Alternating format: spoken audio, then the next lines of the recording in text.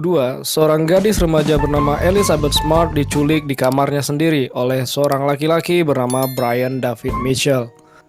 Malangnya, dalam penculikan itu, Elizabeth kerap diperkosa oleh Brian yang mengaku sebagai utusan Tuhan, serta semua yang ia lakukan adalah perintah langsung dari Tuhan. Ngedengarnya aja udah miris ya. Kisah memilukan dari Elizabeth inilah yang kemudian diangkat dalam sebuah film berjudul I Am Elizabeth Smart. Dalam film ini, Elizabeth bertindak sebagai narator di mana ia menceritakan sendiri kejadian yang dialaminya selama dalam penculikan. Oke, tanpa banyak-banyak spoiler di awal lagi, kita langsung saja ke alur ceritanya. Inilah I Am Elizabeth Smart. I am Elizabeth Smart. Malam itu, tepatnya tanggal 5 Juni 2002, Elizabeth terbangun karena ada seorang pria yang menaruh pisau di lehernya. Itulah si Brian. Brian mengancam akan menghabisi Elizabeth dan seluruh anggota keluarganya kalau ia berani berteriak. Tentu saja Elizabeth sangat ketakutan dan bingung. Ia tak punya pilihan selain menurut saja saat Brian menggiringnya keluar dari rumah. Saat di luar, Elizabeth mencoba berteriak saat mobil polisi lewat. Namun dengan sigap, Brian membekapnya dan kembali mengancam akan menghabisi seluruh keluarga Elizabeth jika ia berani macam-macam. Elizabeth kemudian dibawa berjalan menyusuri hutan. Sepanjang jalan, Elizabeth memohon agar diizinkan pulang. Namun Brian terus membawanya hingga mereka sampai di sebuah tenda. Di sana sudah ada seorang wanita yang menunggu. Wanita itu adalah Wanda yang merupakan istri dari Brian.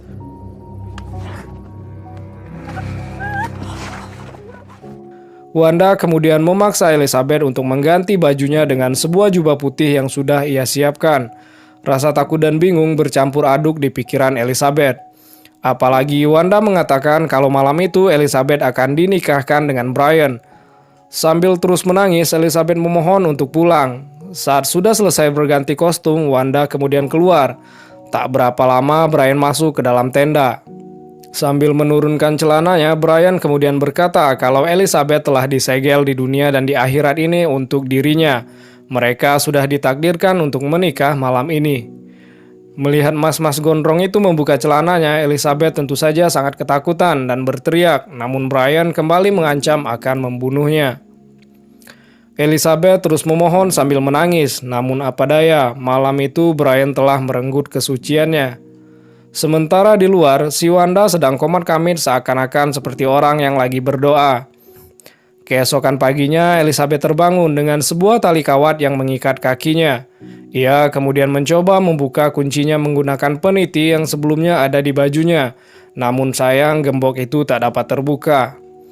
Elizabeth kemudian berjalan keluar. Di luar, Brian dan Wanda sedang berdoa sambil berkata kalau Elizabeth beruntung karena Brian yang mengklaim dirinya sebagai utusan Tuhan telah menyelamatkannya dari dunia ini. Di sini kita tahu kalau Brian dan Wanda merupakan penganut aliran sesat. Sepintas Elizabeth ingat kalau sebelumnya ia sudah pernah bertemu dengan Brian. Saat ibunya Elizabeth memberikan uang untuk Brian serta ayahnya memberikan Brian sebuah pekerjaan. Elizabeth heran kenapa Brian melakukan itu padahal orang tuanya telah menolongnya.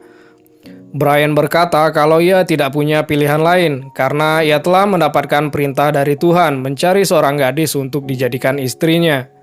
Brian juga bilang kalau seharusnya Elizabeth berterima kasih kepadanya karena Brian telah menyelamatkannya dengan menjadikannya istri. Hal itu diaminkan oleh Wanda. Fix sakit nih laki bini.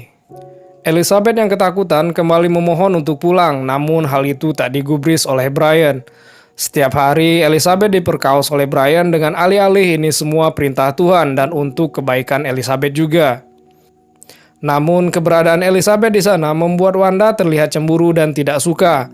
Siang itu Brian kemudian mengganti nama Elizabeth dengan nama baru yaitu Esther. Kini tiba di hari ketiga, Elizabeth mencoba membantu pekerjaan rumah.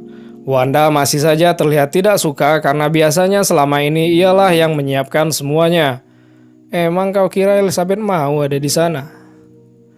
Wanda lalu bercerita kalau ia mendapat perintah dari Tuhan untuk mengabdi kepada Brian. Dan Wanda juga berkata kalau apa yang dilakukan Brian kepada Elizabeth bukanlah kejahatan karena itu adalah perintah Tuhan.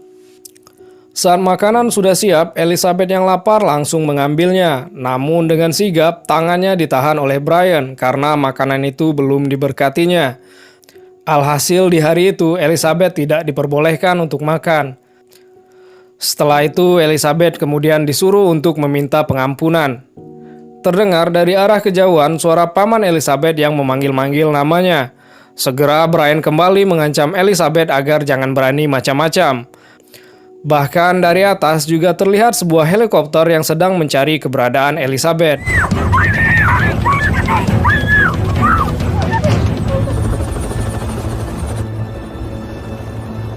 Hari demi hari terus berlalu. Keadaan ini membuat Elizabeth frustasi karena ia tidak bisa berbuat banyak, terlebih lagi dengan kondisi kakinya yang terikat. Ditambah lagi hampir tiap hari Brian memperkaosnya. Di hari ke-11, Brian melepas ikatan kawat di kaki Elizabeth untuk mengajaknya mengambil persediaan air. Perjalanan menuju sumber air pun sangatlah jauh dari lokasi tenda mereka. Sebenarnya saat itu Elizabeth berencana untuk kabur. Namun karena ia sangat lelah dan lapar karena seharian tidak makan, ia pun mengurungkan niatnya. Hari itu Brian pergi ke kota untuk mencari persediaan makanan. Sementara Elizabeth dan Wanda hanya berdua saja. Wanda tak henti-henti bercerita dan bernyanyi seperti orang kesurupan. Tak berapa lama Brian pun datang. Ia membawa makanan dan selebaran tentang informasi hilangnya Elizabeth. Bukan hanya membawa makanan, Brian juga membawa beberapa botol minuman keras lalu memaksa Elizabeth untuk meminumnya. Dengan terpaksa, Elizabeth meminumnya karena jika ia tidak bersedia, ia tidak akan diperbolehkan untuk makan. Malam berikutnya, mereka bertiga pergi ke pinggir hutan untuk melihat kembang api. Sejenak, Elizabeth teringat dengan keluarganya di rumah. Keesokan harinya, Elizabeth yang sedang melamun tak sengaja menyebutkan nama Olivia sepupunya. Hal itu membuat Brian marah, karena Brian memang melarang keras Elizabeth mengingat keluarganya yang dahulu. Hingga beberapa saat kemudian, Brian mengatakan kalau ia mendapat perintah dari Tuhan untuk menculik Olivia, guna menjadikan istrinya yang ketiga. Olivia sangat mencemaskan hal itu, karena tidak ingin hal yang menimpa dirinya juga dialami oleh sepupunya. Brian pun kemudian bersiap-siap menuju rumah Olivia. Hingga keesokan harinya, Brian kembali ke tenda tanpa membawa Olivia. Brian bercerita kalau malam itu ia tidak sengaja menjatuhkan sebuah vas bunga yang membuat orang terbangun. Brian pun langsung bergegas melarikan diri pada malam itu. Di sini Brian berpendapat kalau Tuhan sudah merubah perintahnya dan melarang Brian untuk memperistri Olivia. Malam itu saat melihat Brian dan Wanda mabuk berat, Elizabeth mencoba untuk kabur.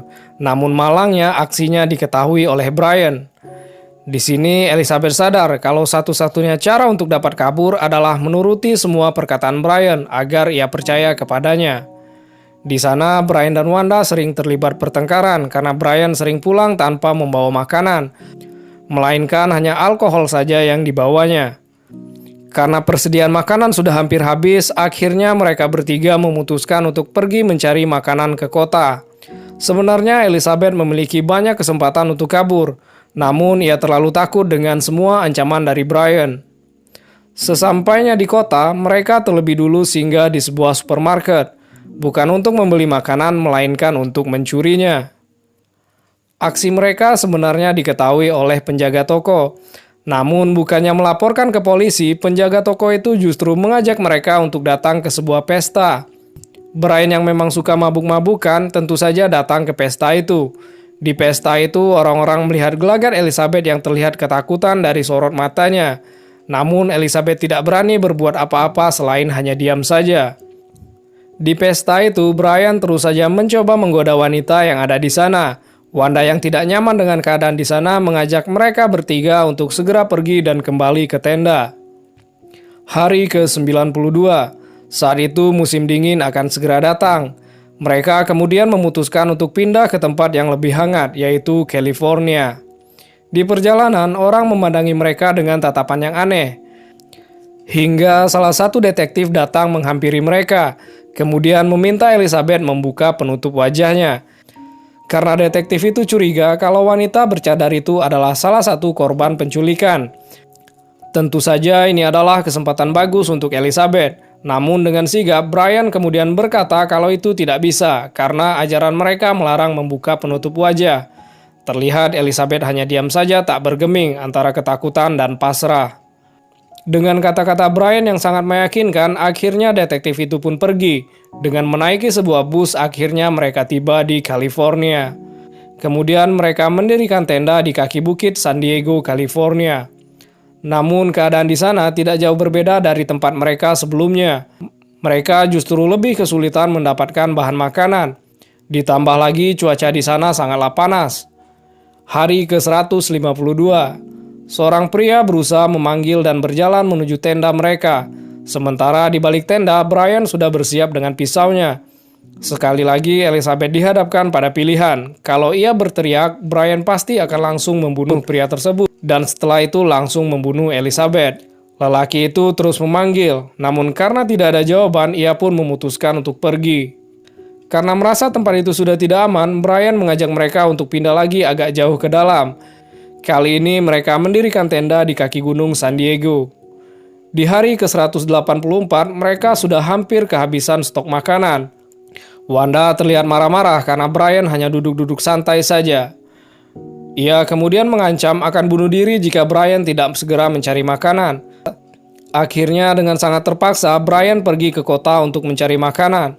Sementara Wanda dan Elizabeth tinggal di sana dengan persediaan makanan yang hanya cukup untuk 2 hari saja. Hingga pada hari ke-186, seluruh bahan makanan mereka telah habis, namun Brian tak kunjung kembali. Sampai pada hari ke-191, Brian juga tak terlihat batang hidungnya. Keadaan ini hampir membuat Wanda dan Elizabeth mati kelaparan dan kehausan, karena tidak ada air dan makanan yang tersedia. Beruntung pada malam harinya keajaiban datang. Malam itu hujan turun dengan sangat lebatnya.